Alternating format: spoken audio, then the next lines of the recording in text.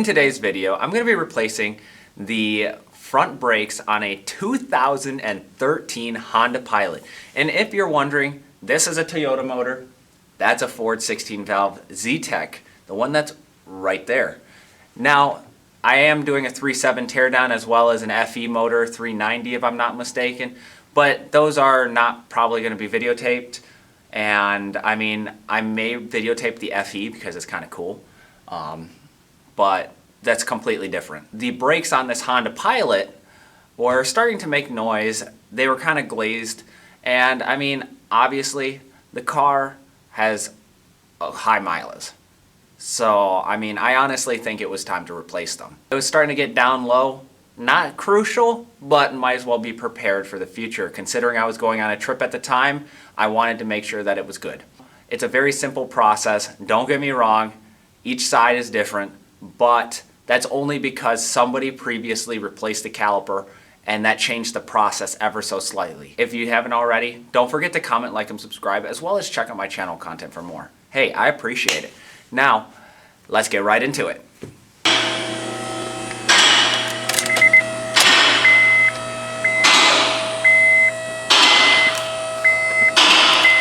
$190, $183.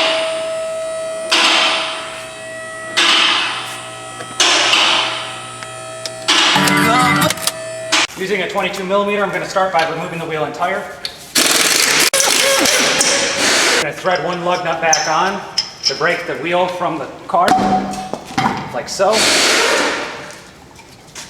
Now I can remove the wheel and tire assembly. This vehicle uses rotor screws. I'm going to remove the two rotor screws that are on this vehicle. What I'm going to start by doing is just giving a couple of some odd taps. Try and break some of that rust free. Now I got my bit. I'm going to attempt to remove it. There's the one. It's moving. Slowly but surely. And you know where these things can go? In the trash. Using a 17mm. Loosen the upper and the lower caliper.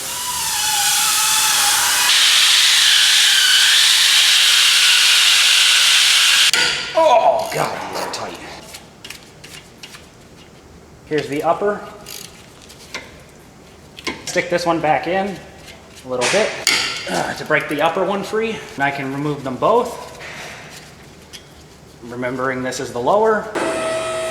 Upper. Using a small pry bar or flathead in between the fin of the rotor and caliper. I'm going to compress the two pistons inward so I can get the caliper off the vehicle, just like that. Without being shot by brake components. We see that the outer brake pad came off. Look at that. Got little vents in it. But how does that help if there's a cover on it? Here's the inside pad. So we see we have wear. I can remove the bracket. Using a 19mm, I'm just going to zip the bolts out.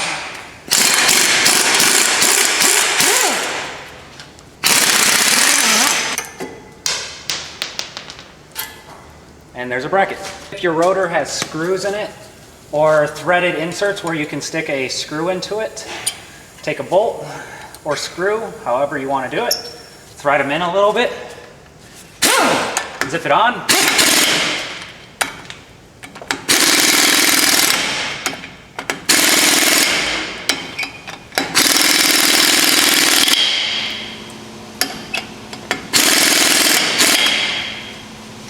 Wow, this thing's tough. This rotor's cracking. I'm gonna thread a lug nut back onto here just to make sure it doesn't go flying.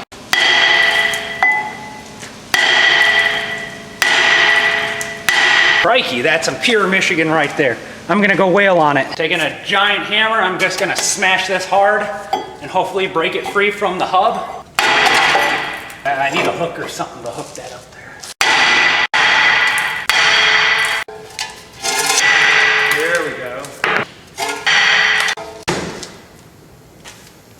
Sorry, car.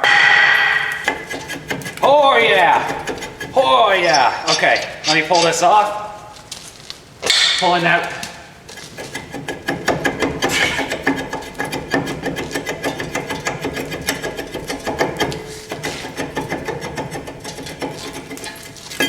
Oh my gosh, that was crazy. Now I'm going to clean up this rotor surface where I hammered the crud out of.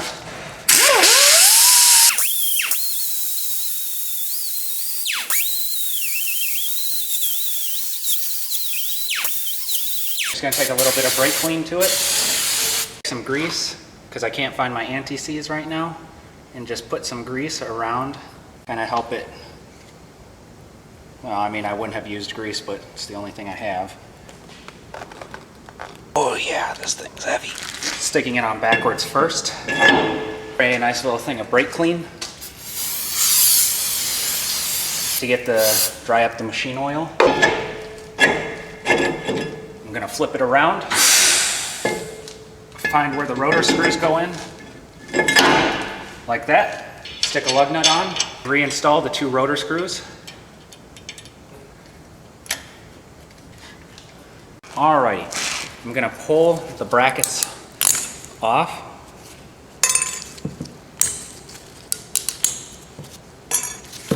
And then I'm gonna clean up the surface right here, as well as re-grease these slide pins. I'm gonna sandblast these and I'll be right back. Now that I'm back from sandblasting and it looks actually really clean, I'm just gonna go from the outside inward and kind of coat this now bare metal that I cleaned up in the sandblaster with some grease to prevent it from rusting so quickly.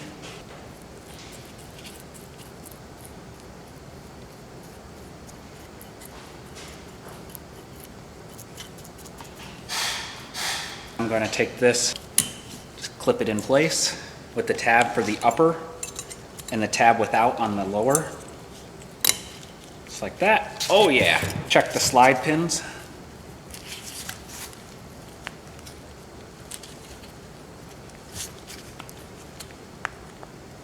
That is, if I can get them apart. Oh my God. Vice time. What I'm going to do to service this now is I'm just going to spray some brake clean, filling up both of these holes.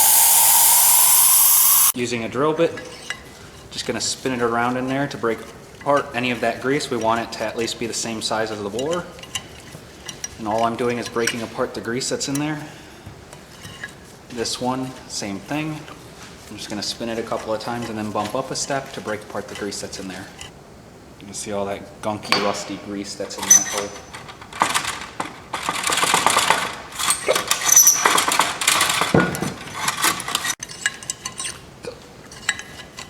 And now it feels good. We can see all of the rust that came out of there. Holy moly! We want these to nicely slide back and forth, in and out.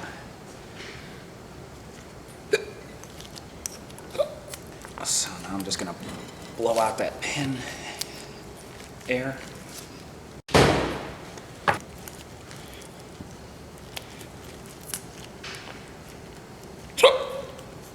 There it is. Now they both move, I can reinstall it on the vehicle. Reinstalling the bracket. I'm gonna install the upper bolt and the lower bolt back into place. Snug those down.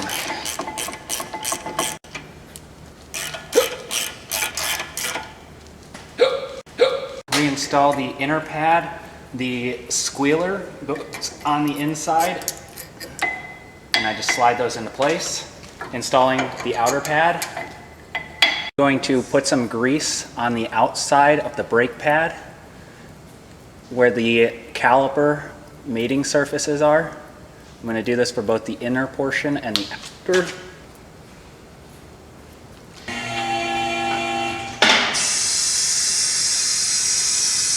Using a piston compressor. Okay, there it is. Now I can bring him in. And these you want to make sure that they go in nice and smooth and watching the boot so it doesn't tear or rip or there's no fluid coming out of it. If one didn't go back in, you'd also know that you had a seized caliper piston. Okay, unhang it.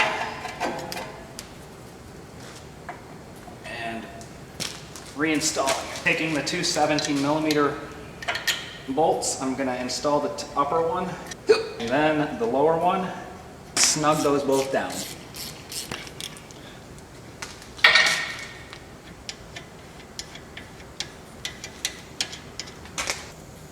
I'm gonna lift up on the caliper here, installing the first set of spreader clips, as I call them, because they spread the brake equipment apart. As you can probably see, I'm gonna bring the caliper back down over the top so it doesn't go, oh, and it broke free. So use the caliper to kind of hold it in place. Keep it from coming apart on me while I'm putting the other clip in. So like that. Do the same right here on the bottom, and I know you probably cannot see it because it's so difficult to get to. I'm gonna go again.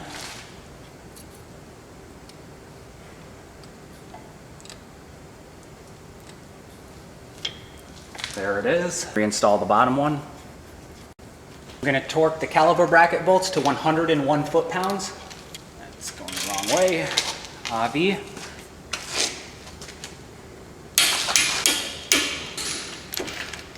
Torque to 53 foot-pounds. Now the wheel and tire can go back on. I can remove the single lone lug nut. Reinstall the wheel and tire. Watching your fingers when you install it. You don't want to hurt your fingers or your fingies. As I say to my friend's little one. Always put lug nuts on by hand. A couple of threads.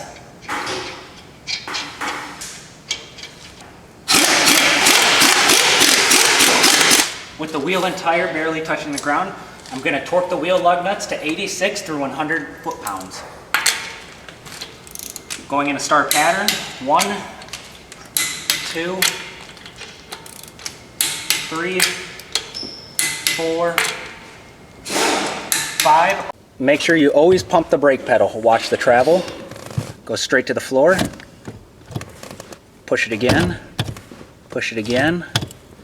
Always pump the brakes before you even think about moving the vehicle.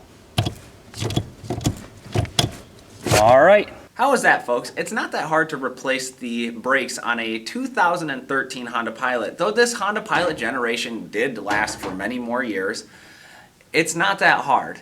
And once you do brakes, realistically, if you do them right, you've done pretty much most of them. I'm not talking about like fixed calipers and stuff like that, but you know, if you haven't already, I'm glad this hopefully helped. Don't forget to comment, like, and subscribe, as well as check out my channel content for more. Oh, also, hey, when it comes to cars, have fun. It is fun. I mean,